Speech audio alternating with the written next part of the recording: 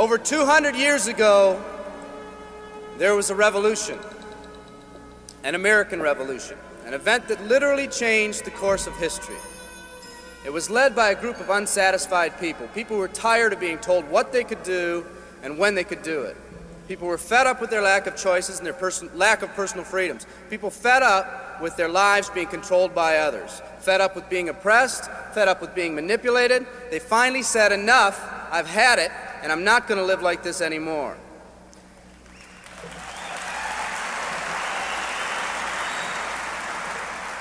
Our ancestors were people that took full responsibility for what happened to them.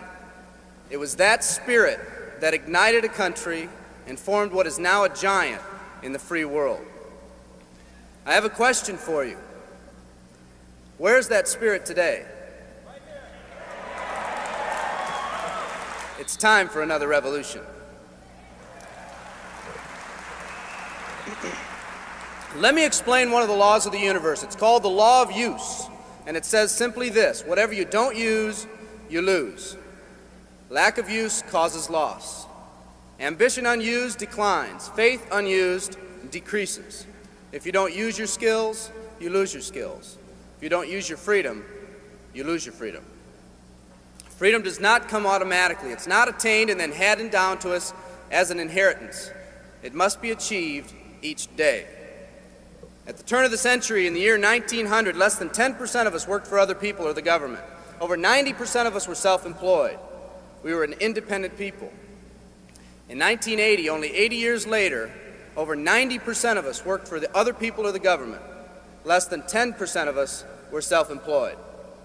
We changed from an independent people to a dependent people. We'd slowly shifted from a people who took full responsibility for everything that happened to them to a people who've become talented and practiced at the art of blaming others for their problems.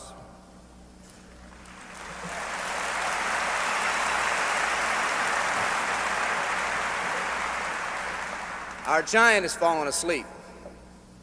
Our forefathers didn't say, who's going to take care of me?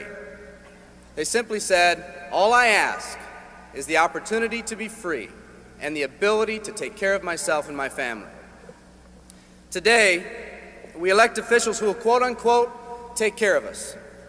We cry out against anyone who dares to ask us to provide more value in the workplace. We do everything we can to spread around the suffering in our society, and yet no one is willing to step up and be part of the solution. We've slowly changed from a society that compensates based on value to a society that compensates based on entitlement and seniority. What we've come to believe is our due. We act as if someone actually owes us a living. Part of this change is due to the dramatic rise of conformity in our society. We're all taught to conform. Incredible pressures are put on us every day to do things, quote unquote, the right way. And yet no one asks the question, is this really the right way? A man once said, I'm just a collection of mirrors reflecting what everyone expects of me. We live our lives to please those around us, and the scary thing is, the people around us are doing exactly the same thing. Psychologist Rollo May calls us outer-directed people. We don't act, we only react. We seek not to be outstanding, but to fit in. We're able to respond, but not to choose. Perhaps that's why a wise man once said, the mass of men lead lives of quiet desperation. In order to change, we need to become inner-directed people. People with our own purpose. People who are not easily swayed by the opinions of others. And that's difficult because from a very early age, we look to the opinions of others to orient ourselves and to validate our decisions and our actions. Nietzsche said, we need more strong people in this world because the weak, by their sheer mass, are forcing weak ideals and weak values on us all.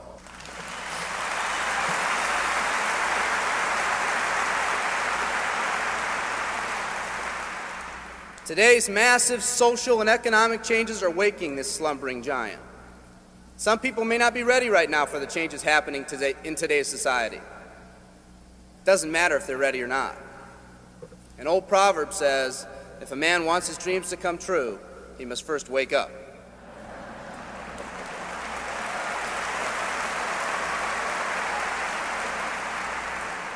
I, for one, am glad for the radical changes in our society because I believe that within that crisis, we will find that independent spirit that once pioneered this country. Some of us are finally ready to change. The displacement of our workforce has caused many of us to start searching for something better.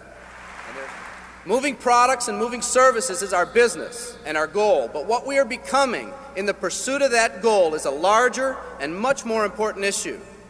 The rekindling of our independent spirit has more lasting value.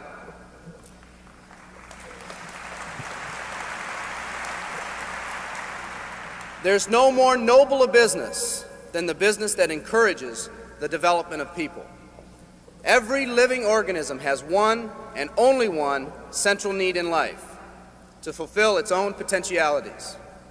The acorn becomes an oak, the puppy becomes a dog, and that's all that's required of the oak and the dog. But the human being's task in fulfilling his or her nature is much more difficult. The reason is, unlike any other living creature on this planet, you've been given the dignity of choice. You'll not grow like a tree. You'll grow only as you plan and choose to grow. When a person chooses to live, two things happen. First, assuming responsibility for themselves takes on a whole new meaning. They accept responsibility not as something they've been saddled with, but as something they themselves have chosen. The second thing that happens is that discipline from the outside is replaced by self-discipline. They accept discipline not because it's commanded, because they themselves have chosen what they want to do with their lives.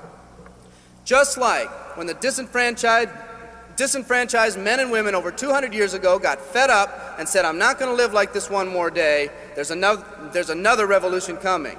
It's coming not just from Americans, but from people all over the world.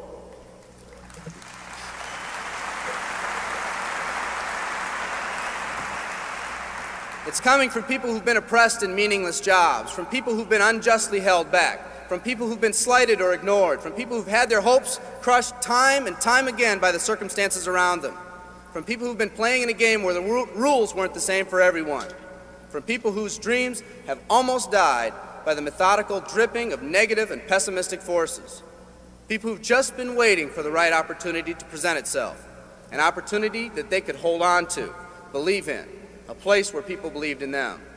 I hear the rumbling of this coming revolution every day. The old rules are changing, and society is finally ready for that change.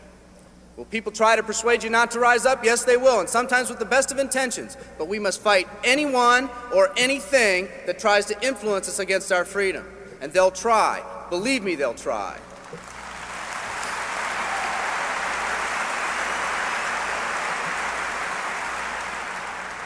They'll try to suggest you off course, to nudge you off course, to distract you off course. There's another revolution coming, and it's going to be led by a group of unique and courageous people like you.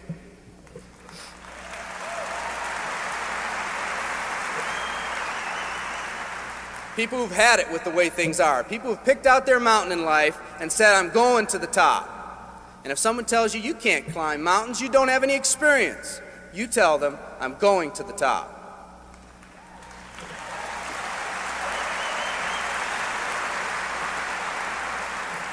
And if your neighbor tells you, "Come on, choose another mountain, that one's too rocky," what are you going to tell them?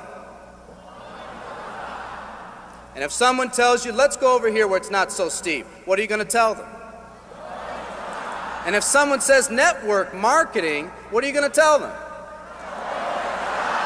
And if your friend tells you, "Come on, let's climb this one, that one's too slippery," what are you going to tell them?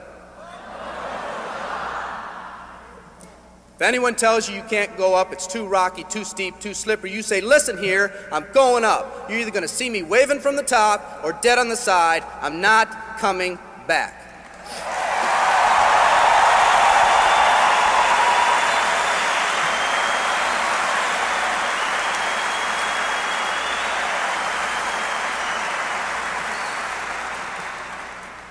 There's something about the do-or-die attitude. It's almost like when someone has a do-or-die attitude, time, fate, and circumstances seem to get together, have a hasty conference, and say, they say they're going to do it or die. We might as well let them have it.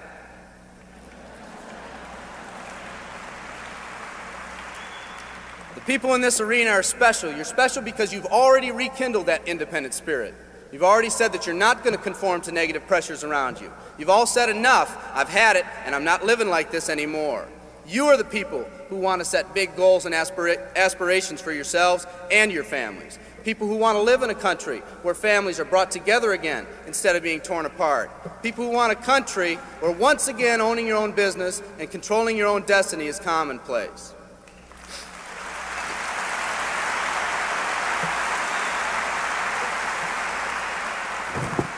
People who want a country where every man, woman, and child is treated with equal respect and dignity.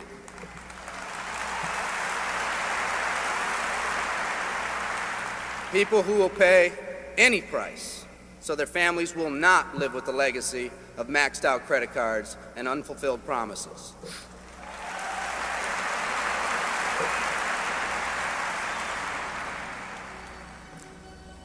Today, we stand at the genesis of a new revolution, and people like you are going to lead it. Theodore Roosevelt said these words decades ago, and I think they're particularly appropriate today. He said, "We see across the dangers of the great future, and we rejoice as a giant refreshed.